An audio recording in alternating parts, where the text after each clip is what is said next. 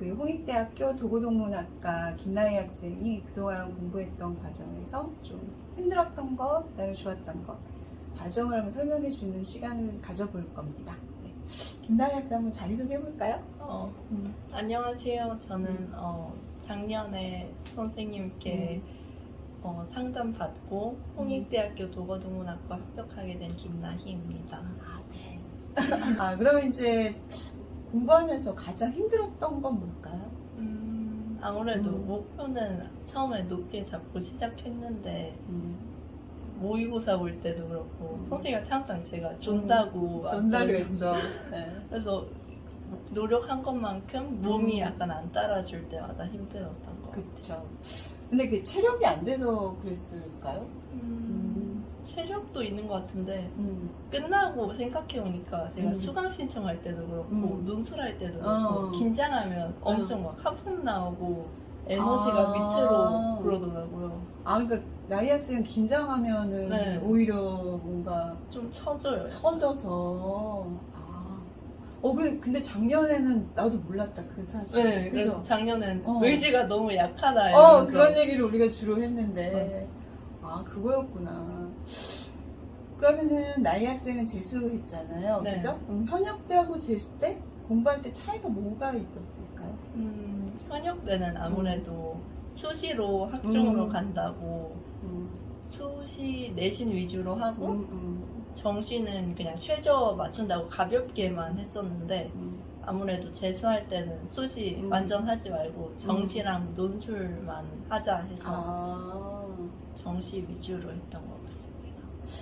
그쵸. 그러니까 지금 아마 이걸 보는 친구들도 현역들이 있을 텐데, 그죠? 그러면 내신만 그렇게 준비할 때는 좀 공부, 좀 밀도, 우리가 소위 말하는 밀도감이 높았을까요? 고등학교 때?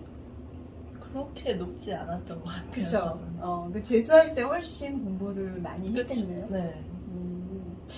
그러면 이제 평소 나이 학생이 가장 잘했다고 생각하는 그 중에서 네.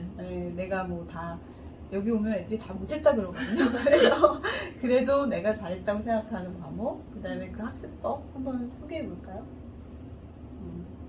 원래는 영어가 그래도 다른 과목들에 비해서 자신이 있는 편이었는데 재수 때는 아무래도 영어 비중을 줄이고 다른 걸 하다 보니까 의외로 사회문화를 잘 하게 됐어요.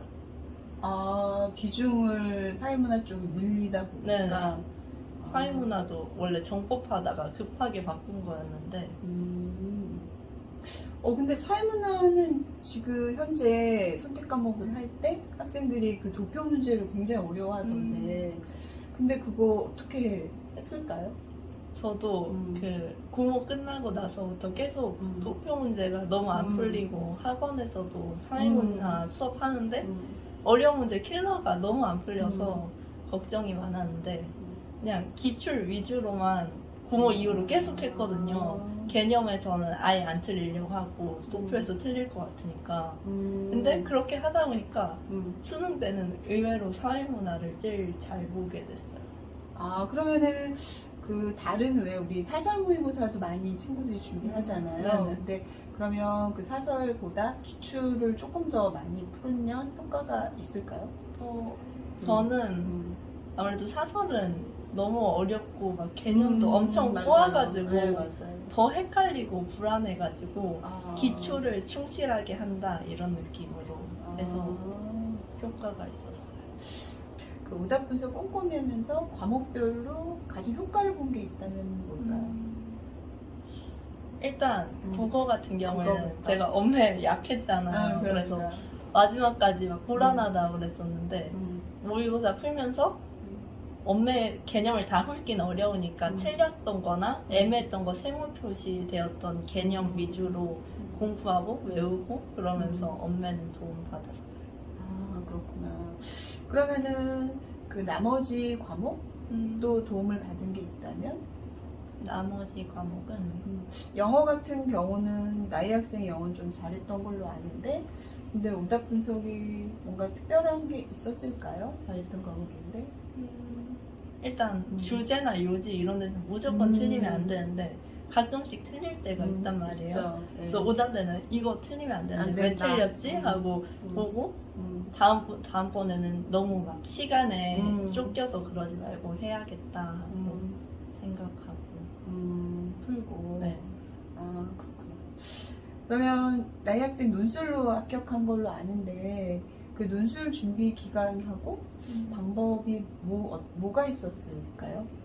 기간은 제가 3월에 학원을 들어왔기 때문에 네. 한 4월 달부터 논술 선생님 수업 일주일에 한 번 3시간 정도 듣고 뭐 첨삭 받은 거 있으면 필사하고 이런 식으로 했었고 논술 시험이 좀 다가왔을 때는 홍대 같은 경우는 10월 달인가? 그때 그렇죠. 보는 걸로 알고 수능 있는데 전이라. 네. 그래서 그 한 달 전부터는 홍대 것만 다른 대학은 안 하고 홍대 것만 하고 그런 식으로 했었고. 그러면은 지금 그 내가 지원한 학교 거를 한 달 전부터 네. 준비했다 했는데 그러면 그 학교 기출을 몇 회? 몇 회? 네, 어느 정도 반복을 했을까요? 실제로 논술을 어려워하는 친구들이 굉장히 많거든요. 그래서 좀 애매하다. 그다음에 나는 논술은 못한다. 성급해 하는 친구들이 많아서 나이 학생의 경우에는 그러면 논술을 워낙에 좀 잘했던 걸까요? 칭찬을 받긴 받았는데 막 진짜 잘한다 이 정도는 아니었고 이 정도면 노려볼만 하다 정도였는데 아무래도 전부터 계속 한 달 전부터 했으니까 홍대 기출이 약간 이런 형식인 걸 익숙해져 있기도 했고 긴장도 워낙에 좀 안 하는 편이다 보니까 논술할 때 긴장을 좀 안 했어요? 아니, 물론 하긴 하는데 그러니까 엄청 막 나 어떻게 막 떨려 이런 건 아니고 떨리는데 이 정도.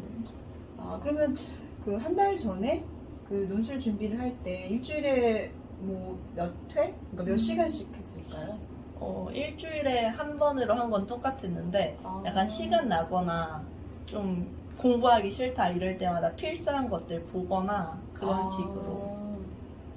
지금 이 대목이 좀 꿀팁이라고 볼 수 있어요. 그러니까 지금 이 영상을 보시는 분들이 논술을 일주일에 뭐 매일매일 해야 되는가 내지는 지금 필사라는 얘기를 나이 학생이 하고 있는데 필사가 과연 효과가 있을까? 라고 반문을 많이 제기한 친구도 있을 거예요. 근데 나이 학생이 경험한 바로는 효과가 정말 그것 정도 갖고도 있다고 생각하나요? 네, 아무래도 쓰면서 생각도 정리하고 모범 답안도 쓰다 보니까 자기가 어떻게 써야 될지도 느낌도 잡히고 머리에 좀 새겨지고. 그럼 논술은 모범 답안이라는 것하고 내 답안을 이렇게 항상 비교하면서 소위 말하는 리라이팅을 했을까요? 네, 비교도 하고 선생님이 제 걸 첨삭해 주시잖아요. 그럼 그렇죠. 첨삭한 것도 한번 쓰고 모범 답안도 밑에 쓰면서 비교해보고 그런 식으로 했어요. 그렇구나. 이게 합격하고 나면은 대체적으로 학생들 의견이 그냥 얼결에 붙었다고 생각하는데 절대 그렇지 않거든요. 제 경험으로는 아이들이 보면 이유가 다 있더라고요. 그래서 나이 학생도 논술을 굉장히 열심히 했네요. 그러면 이제 그 나이 학생이 지금 학습 진단이라는 걸 꾸준히 했잖아요. 네. 그러면 교과 수업 선생님하고 이렇게 전체적인 과목을 한 사람하고 진단했던 거에 차이? 뭐가 있었을까요? 아무래도 교과 선생님과 상담할 때는 거의 저희 학원 같은 경우에는 상월, 6월, 9모, 6모, 9모 그 보고 나서 이렇게 해야 된다 이런 느낌으로 해서 그렇죠. 주기도 되게 길었고 그렇죠. 그리고 아무래도 한 선생님이고 과목 선생님이니까 수학을 이렇게 많이 해야 된다 하고 그렇죠. 알려주시는데 근데 과목별로 상담을 다 받고 그걸 약간 정리해서 시간을 보면 하루에 다 하기 부족한 경우가 그렇죠. 많거든요. 그렇죠. 그래서 선생님은 일주일에 한 번이고 또 크게 그렇죠. 모든 과목을 해주시다 보니까 이번 주에는 이 과목이 부족했다는 것도 알 수 있었고 또 주기도 그렇죠. 짧으니까 집중 안 되거나 아니면 내가 이랬구나 이거를 3달 간격이 아니라 아. 한 주 주기로 할 수 있어서 좀 정신도 차리게 되고 아, 그랬어요. 정신을 차리게 되죠. 그럼 주마다 이렇게 과목별 컨설팅 받으면서 가장 좋았던 건 뭘까요? 가장 좋아. 일단 제가 말하면서 여기 이때 이렇게 못했네 하고 하면서 선생님도 맞아 이때는 좀 그랬어 라고 하시거나 아니면 그럴 수 있다 이렇게 객관적으로 그렇죠. 봐주시는 그렇죠. 어쨌든 어. 저만 이렇게 생각하다 보면 좀 주관적으로 아 이럴 수 있어 이럴 수 있는데 선생님은 아무래도 전문가시다 보니까 아 진짜 이건 잘못했다 이 말 듣고 정신 차려야지 하고 학습 방법도 바꾸고 시간도 조정하고 정확한 지점을 짚어줬어요. 그러니까 제가 컨설팅 하면서 바라는 건 지금 나이 학생이 저한테 전문가라고 하는데 전문가 시점이 아니고 공부를 임하는 학생 본인이 자기 학습법을 찾아가길 바라는데 그러기 위해서는 이렇게 피드백이 필요하다고 생각을 했어요. 그래서 우리가 그 앱상에서 누르는 진단 그것도 항목이 똑같은 걸 계속 누르지만 누르는 값을 다 다르게 누른다는 걸 알게 됐고 그 다음에 그 이후에 피드백을 하면서 학생들이 지금 내가 어떤 위치 그 다음에 어떤 상태에 있는지를 얘기하면서 확인하고 그러면 저 같은 경우에는 그것에 대해서 점검해주는 그래서 이게 아까 말한 객관화, 자기객관화가 되면 그게 지금 현재 입시 전형이 어떻게 되든 간에 전혀 지장이 없다는 확신을 갖고 있거든요, 여러분. 네, 그럼 이제 멘탈이 가장 흔들렸던 시기와 극복 방법은? 고모 이후로 그렇죠. 좀 많이 흔들렸어요. 많이 흔들렸죠. 예. 왜냐면 아무래도 학원이니까 애들도 많이 딴 데로 빠져나가기도 하고 저는 그때 고모가 또 아프셨어가지고 맞아. 성적도 안 나오는데 지금 뭐 하고 있는 거냐 싶기도 맞아. 하고 또 그런 생각이 드니까 막 쌤들이 뭐라 하는 게 있잖아요. 잔소리를 해도 예전에 아무렇지 않은데 지금 그때는 좀 예민하게 받아들일 그렇죠. 그래서 그때는 좀 정신적으로 정신적까지는 아닌데 멘탈이 좀 흔들렸었는데 저는 그냥 제일 친한 친구 한 명한테 그걸 털어놓고 위로받고 그 다음 날부터는 그냥 내가 뭐 이거 생각한다고 해서 달라지는 건 없으니까 공부나 열심히 해서 얼른 끝내자. 이 과정을 끝내자. 아, 그렇죠.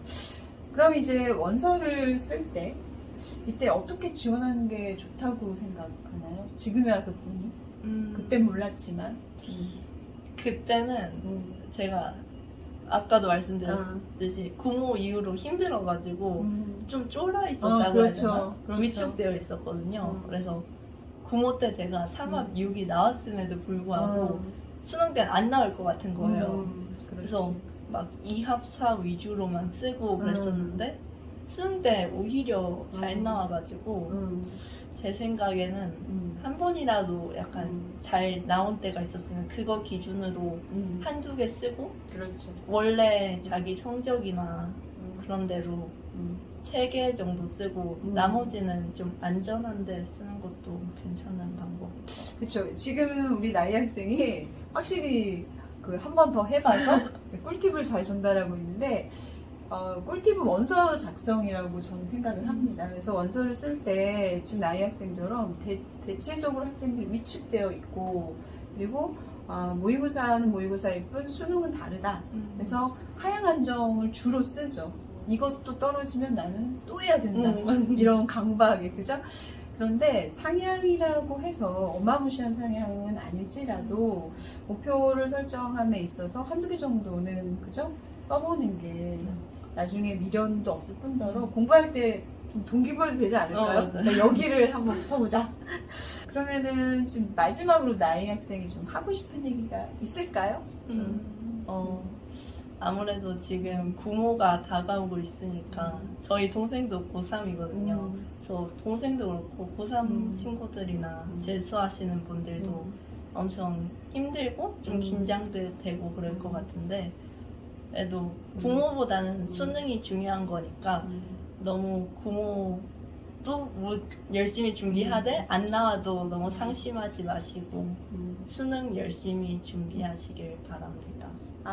어우, 엄청 길게 잘하는데요? 연설도 너무 많이 하지 마시고. 그렇죠. 네, 지금까지 우리 김나희 학생이 그동안 학습했던 방법에 대해서 성실히 임해주시고, 네, 감사합니다. 감사합니다.